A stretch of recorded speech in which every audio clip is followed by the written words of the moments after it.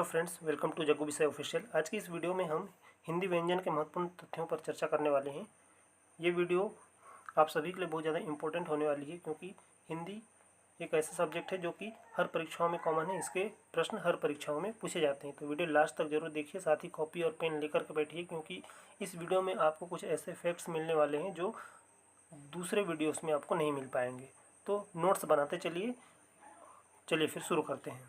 सबसे पहले देखेंगे व्यंजन। देखिए, परंपरागत रूप से व्यंजनों की संख्या 33 होती है, जिनमें द्विगुण व्यंजनों को शामिल नहीं किया जाता है। अब द्विगुण व्यंजन कौन कौन से हैं? एक तो है ड़ और दूसरा है हमारा अड़।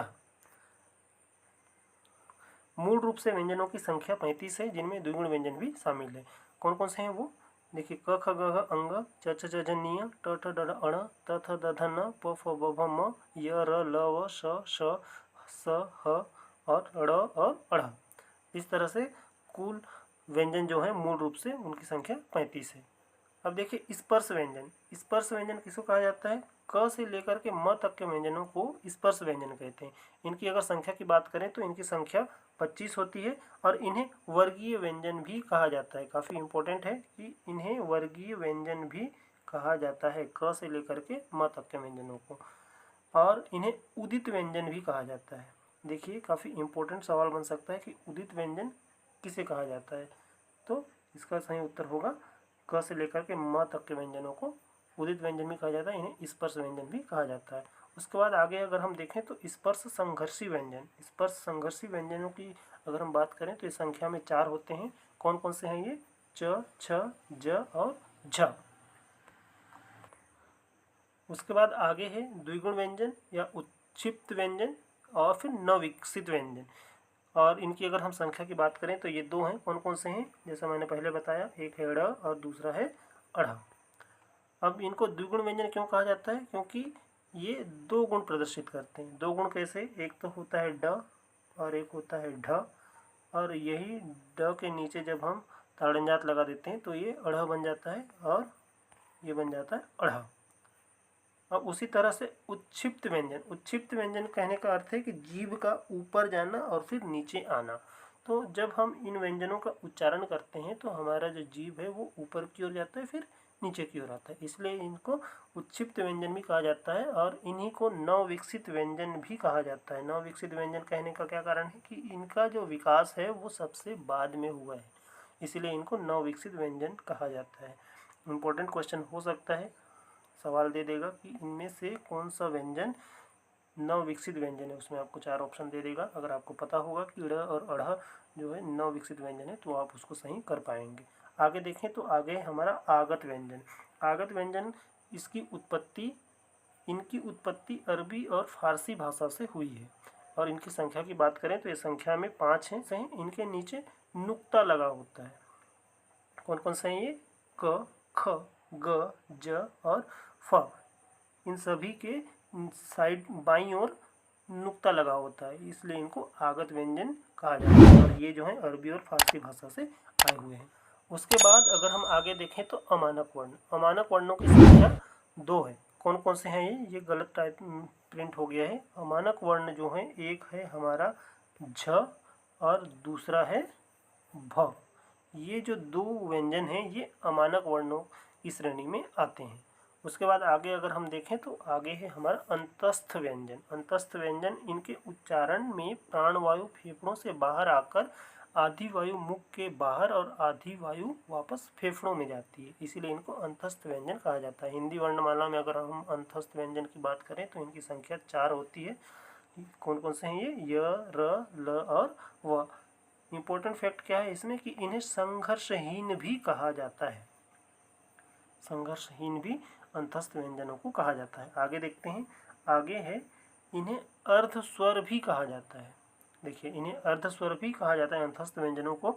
और किसी शब्द के अंत में यदि इनका प्रयोग होता है तो इनके स्थान पर पूर्ण स्वर का प्रयोग किया जा सकता है। इसका अगर उदाहरण के तौर पर देखें तो जैसे एक शब्द है हमारा मिठाई, तो मिठाई, इसमें जो है य के स्थान पर ई लिखा जा सकता है, तो ये मीठा ई हो जाएगा, पूर्ण स्वर का यहाँ पे उपयोग हो जाएगा। उसी तरह से कौवा है, कौवा की जगह पे कौवा हम लिख सकते हैं। आगे अगर हम देखें तो प्रकंपित व्यंजन। प्रकंपित व्यंजन की संख्या की बात करें तो ये 1 है और कौन सा है वो, र। और इसे लुंठित व्यंजन भी कहते हैं, याद रखना है। र को लुंठित व्यंजन भी कहा जाता है और इनको इसे रेफ वर्ण भी कहा जाता है। बहुत ही इंपॉर्टेंट क्वेश्चन हो सकता है कि इनमें से रेफ वर्ण कौन सा है, तो फिर हमको पता होना चाहिए कि रेफ वर्ण जो है वो हमारा र है। ठीक है साथियों, आगे देखें तो पार्श्विक व्यंजन, पार्श्विक व्यंजन की संख्या की बात करें तो ये भी एक है, कौन सा है वो, ये है ल। ल जो है इसे पार्श्विक व्यंजन भी कहा जाता है। उसके साथ ही अगर हम आगे देखें तो ऊष्म व्यंजन, ऊष्म व्यंजनों की संख्या हमारे हिंदी वर्णमाला में 4 होती है।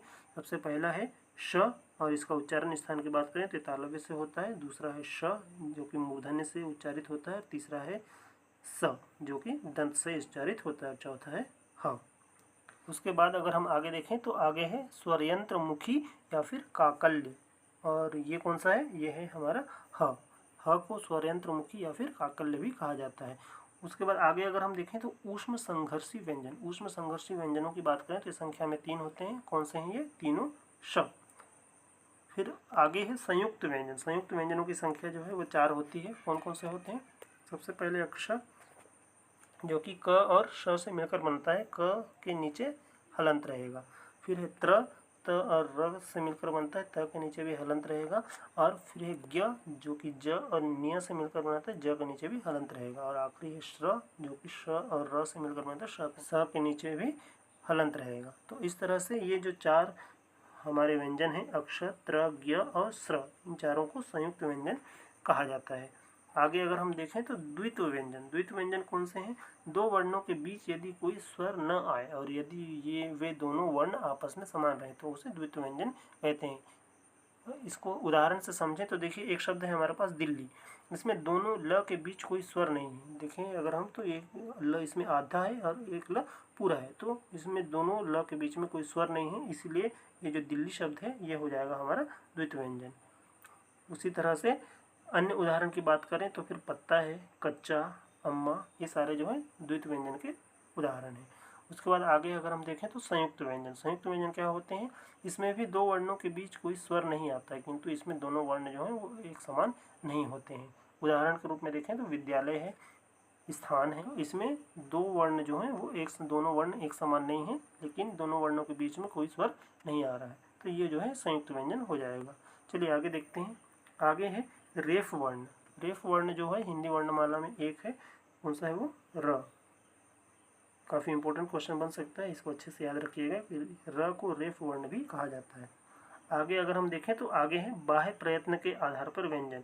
बाह्य प्रयत्न के आधार पर व्यंजन जो है दो प्रकार के होते हैं। पहला होता है प्राणवायु के आधार पर, प्राणवायु के आधार पर कौन कौन से, अल्प प्राण और महाप्राण। और दूसरा होता है स्वर तंत्र में, स्वर तंत्रियों में कंपन के आधार पर, यह होता है अघोष और दूसरा घोष या फिर सघोष। अब अल्प प्राण व्यंजनों को देखें तो इन वर्णों के उच्चारण में प्राणवायु कम निकलती है, इसलिए इनको अल्प प्राण कहा जाता है। अब इसके अंतर्गत प्रत्येक वर्ग के प्रथम, तृतीय व पंचम वर्ण आते हैं, इनके साथ ही अंतस्थ व्यंजन और सभी स्वर भी आते हैं। तो अल्प प्राण व्यंजन कौन कौन से हो जाएंगे, प्रत्येक वर्ग के प्रथम, तृतीय और पंचम वर्ण।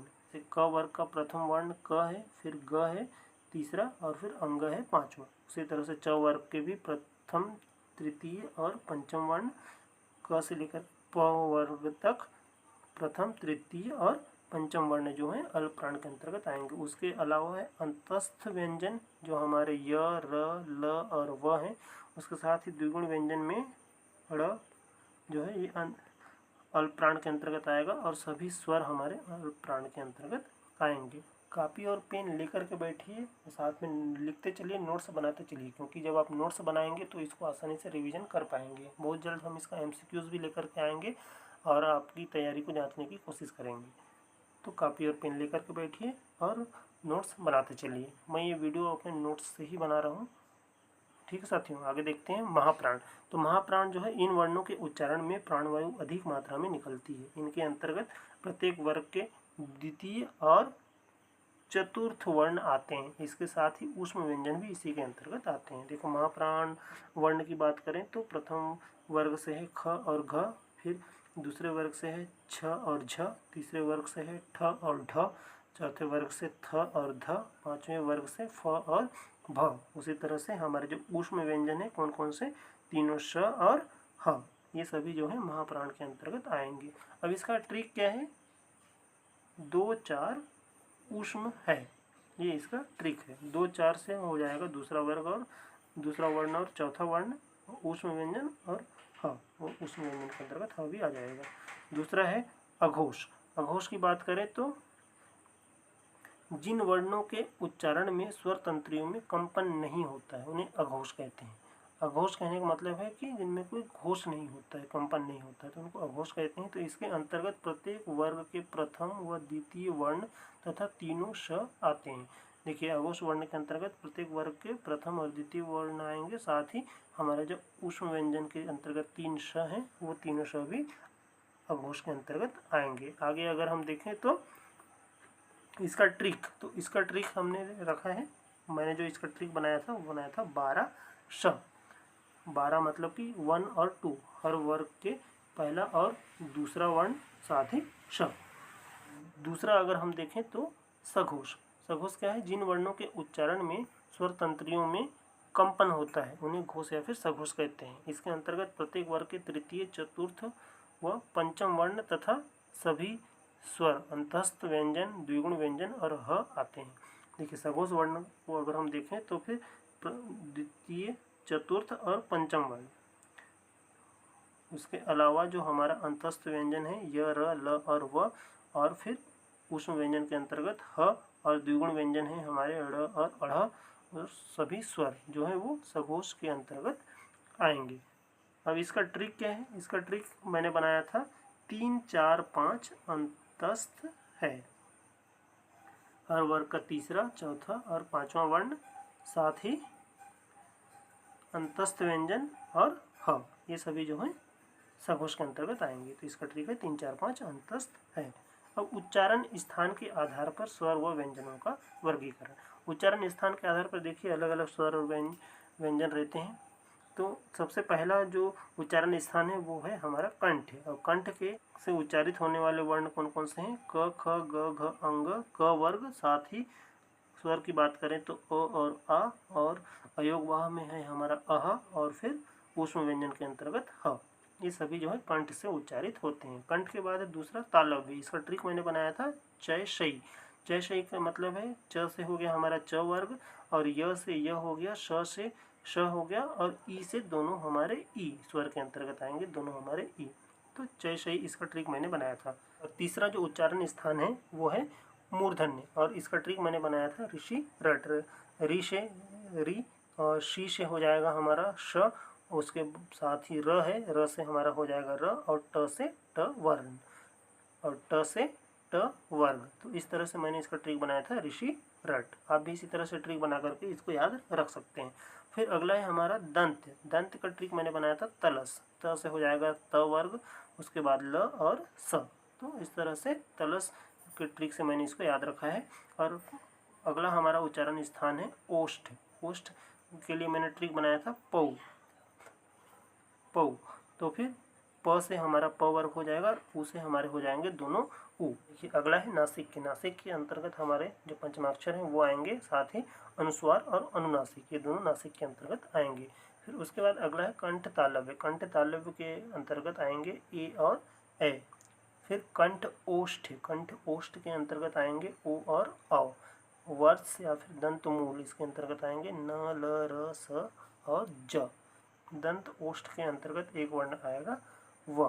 तो ये जो है इम्पोर्टेंट हो सकता है। उसके बाद अगला है महत्वपूर्ण तथ्य। महत्वपूर्ण तथ्यों की बात करें तो महत्वपूर्ण तथ्य में पहला है मूल उच्चारण स्थान 5 होते हैं। कौन कौन से 5 होते हैं, जो प्रथम 5 अभी मैंने ऊपर बताया वो होंगे। कौन कौन से हैं वो, कंठ, तालव्य, मूर्धन्य, ओष्ठ और दंत। ये 5 जो हैं मूल उच्चारण स्थान होते हैं। और मुख्य रूप से अगर उच्चारण स्थान की बात करें तो ये 6 होते हैं, प्रथम 6। कौन कौन से हो जाएंगे, कंठ हो जाएगा, तालव्य, मूर्धन्य, ओष्ठ, दंत और छठवां जो है हमारा नासिक के। तो ये 6 हमारे मुख्य रूप से उच्चारण स्थान हो जाएंगे। अब भाषा के रूपों की बात करें तो भाषा के 2 रूप होते हैं, एक होता है मौखिक रूप और दूसरा होता है लिखित रूप।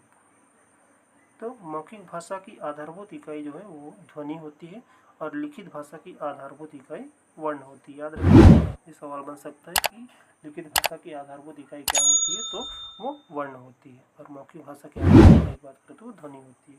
और जो वर्ण है लिखित भाषा की आधारभूत इकाई, वो जो है भाषा का स्थायी रूप होता है। आगे अगर हम देखें तो उच्चारण स्थान के आधार पर हिंदी वर्णमाला में कुल 44 वर्ण होते हैं, 33 व्यंजन और 11 स्वर। उच्चारण स्थान की बात कर रहे हैं। उच्चारण स्थान के आधार पर हिंदी वर्णमाला में कुल 44 वर्णों की संख्या होती है। इसमें 33 व्यंजन हैं हमारे और 11 जो हैं वो स्वर है। लेकिन उच्चारण के आधार पर अगर बोलेगा तो उच्चारण के आधार पर हिंदी वर्णमाला में कुल वर्णों की संख्या जो है वो 52 होती है। ये शिक्षक 2023 में पूछा गया है। छत्तीसगढ़ शिक्षक भर्ती के 2023 में ये प्रश्न जो है वो पूछा गया है कि उच्चारण के आधार पर हिंदी वर्णमाला में कुल वर्णों की संख्या कितनी है, तो इसका सही उत्तर हो जाएगा 52। लेकिन उच्चारण स्थान के आधार पर अगर बोलेगा तो फिर इसका जो सही उत्तर है वो 44 हो जाएगा। तो साथियों, इस वीडियो में मैंने हिंदी विषय के व्यंजन से संबंधित महत्वपूर्ण तथ्यों पर चर्चा करने की कोशिश की है। आशा करता हूँ कि आपको अच्छे से समझ में आया होगा और आप सभी ने इन तथ्यों को नोट कर लिया होगा। अगर वीडियो यूज़फुल लगी हो तो वीडियो को लाइक शेयर जरूर करें। साथ ही चैनल पर नए हैं तो चैनल को सब्सक्राइब जरूर कर लें, क्योंकि इसी तरह के वीडियोस कंटिन्यू हमारे चैनल पर आने वाले हैं, जो कि आपके सभी प्रकार के एग्ज़ाम्स के लिए काफ़ी हेल्पफुल होने वाली है। चलिए साथियों, अपनी तैयारी करते रहिए। मिलते हैं नए वीडियो के साथ। तब तक के लिए अपना ख्याल रखें, सुरक्षित रहें। जय हिंद।